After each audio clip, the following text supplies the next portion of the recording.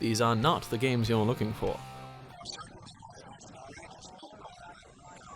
Welcome to WatchMojo.com, and today we'll be counting down our picks for the top 10 worst Star Wars games. Before we begin, we publish new videos every day, so be sure to subscribe for more great content. For this list, we scoured the galaxy far, far away to find the games that disappointed even the most loyal of fans. These titles were selected for things like poor gameplay mechanics, bad graphics, and an overall inability to capitalize on the creative freedom offered by the Star Wars name. You will never find a more wretched hive of video game scum and villainy. Sorry. May the Force be with you.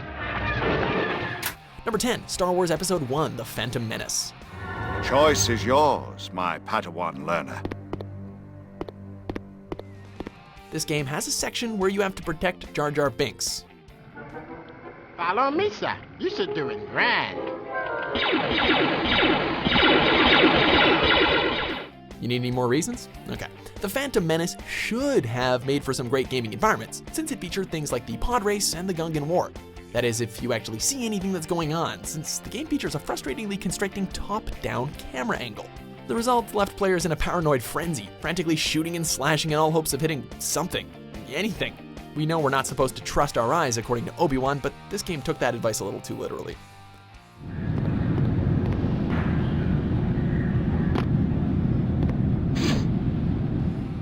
Number 9, Star Wars Force Commander. Welcome to the next chapter in the history of the galaxy. This entry is mostly an example of what could have been. The real-time strategy game from the year 2000 actually had a promising story to it. The plot was to follow an Imperial officer's defection from the Empire to Rebel forces. However, the game's development took way too long, shifting from 2D graphics to 3D early in its design phase. By the time of its release, the game's specs just really couldn't match up to the competition. The once ambitious project was panned by critics for its blocky design, laggy controls, balancing issues, and an awkward soundtrack that featured techno versions of the original score. No, seriously, just listen to it. No, seriously, just listen to it. It's bad. Set ready to serve, sir. Yes, sir. Right away, sir. Mobile artillery here. Number 8, Star Wars ObiWan. You did well in escaping the lower sector, Padawan. Practice your skills here in the arena. You still have much to learn. In the early 2000s, game studios were breaking their necks to cash in on the Star Wars prequels by pumping out games as quickly as possible. Unfortunately, the legendary Jedi Knight Obi-Wan Kenobi was no exception, getting his very own game for the first Xbox console. The hasty production showed its face rather quickly, in the form of frustrating controls, uninspired combat movements, and voice acting that is sure to give you the giggles. But hey, at least we can actually see what was going on this time, right? Although Obi-Wan doesn't believe in luck, he sure did seem to run out of it by starring in this title.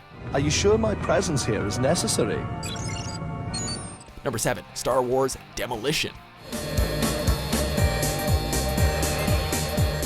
The creators of this game swore that it wasn't just twisted metal with a Star Wars body kit, but soon after its release, gamers discovered that's pretty much exactly what it was.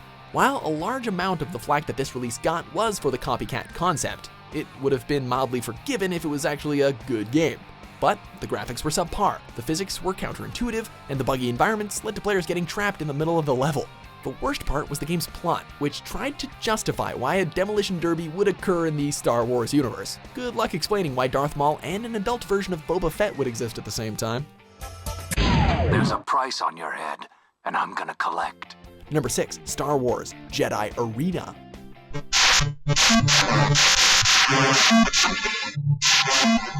While we've already made it clear that Star Wars games were very bad in the early 2000s, this game was bad even by early 80s standards. Released in the months leading up to the infamous video game crash of 1983, Jedi Arena embodied many of the gaming industry's flaws at the time. The game was based on a single scene in A New Hope, where Luke practices lightsaber combat, and it really shows. The objective is for players to control a stationary Jedi as they use their lightsaber to deflect laser blasts towards their opponent. And, man, that's basically it. While it probably gave a dose of nostalgia to older fans, the honeymoon definitely wouldn't last long as players got bored after about 5 minutes. You are entering a battlefield of the future. The Star Wars Jedi Arena. Number 5, Star Wars Flight of the Falcon.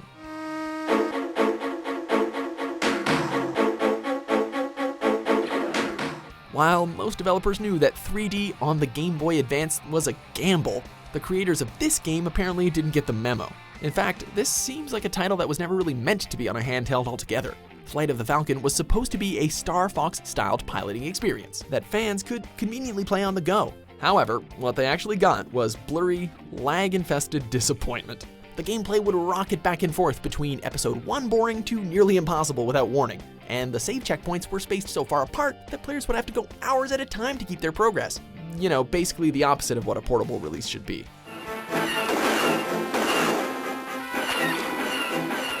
Number 4, Star Wars Episode 1, Jedi Power Battles.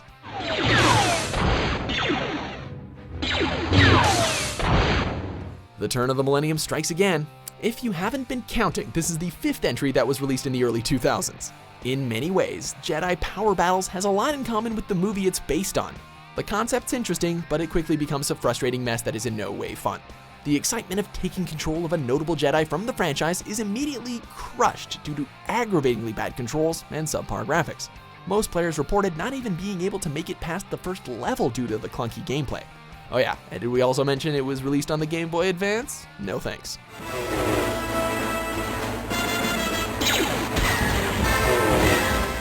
Number 3, Star Wars Masters of Teräs Käsi.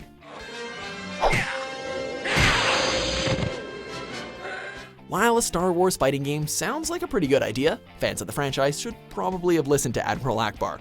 It's a trap! This once promising project, released during the golden age of fighting games, ultimately fell to the dark side. Insanely unbalanced characters, hit detection issues, and subpar graphics not only made this one of the worst Star Wars games, but one of the worst fighting games ever. Even the members of the popular Team 4-Star couldn't help but laugh at how bad the release was. Any game that features Boba Fett using Kung Fu and reduces lightsabers to clubbing devices deserves to land at the number 3 spot on this list.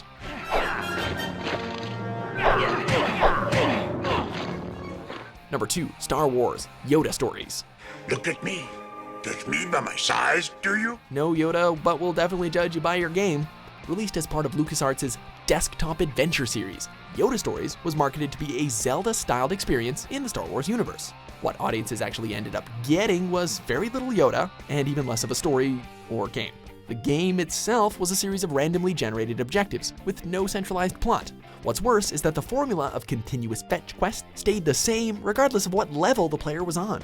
The repetitive scavenger hunts frustrated buyers and critics alike, leading to Yoda Stories becoming one of the lowest rated games in the franchise's history. I don't believe it. That is why you fail. Before we get to our top spot, here are a few honorable, or in this case, dishonorable mentions.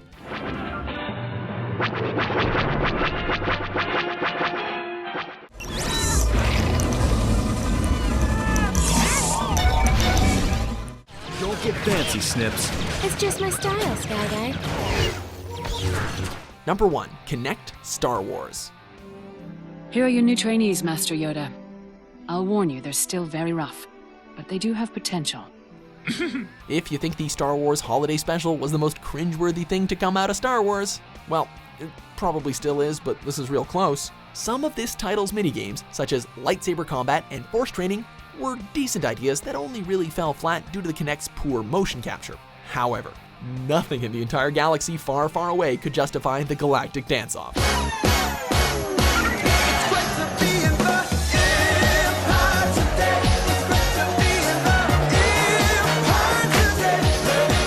This game mode let players synchronize real-life dance moves with famous characters from the series.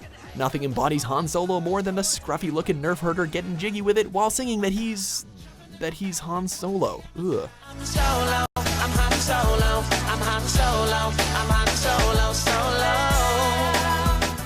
Just like the added Jedi's Rock scene in the special edition, this is something that you simply cannot unsee.